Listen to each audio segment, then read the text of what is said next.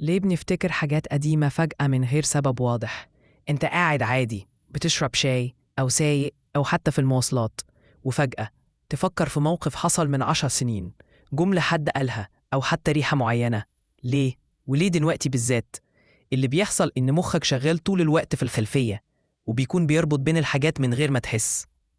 ممكن ريحة، لون، صوت، أو حتى إحساس بسيط يكون شبه حاجة قديمة، فالذاكرة ترتبط ويطلع لك فجأة موقف من أيام المدرسة، أو خناقة قديمة، أو لحظة حلوة نسيتها. كمان في حاجة اسمها spontaneous recall، يعني الذكريات بتظهر فجأة كده من غير ما تطلبها، خصوصا لو كنت في حالة هدوء أو مشغول بنص تركيز. المخ بيقولك على فكرة، أنا لسه فاكر اللي حصل من 8 سنين، تحب أفتكرك؟ بس المهم ما تشيلش هم، ده طبيعي، والمخ بيعمل كده علشان يراجع الذكريات ويحافظ عليها. لو كان الفيديو مفيد ليك اعمل لايك وما تنساش تشترك في القناة. شكرا ليك على المتابعة، واستنى الفيديو الجاي اللي هيكون أجمل ومفيد.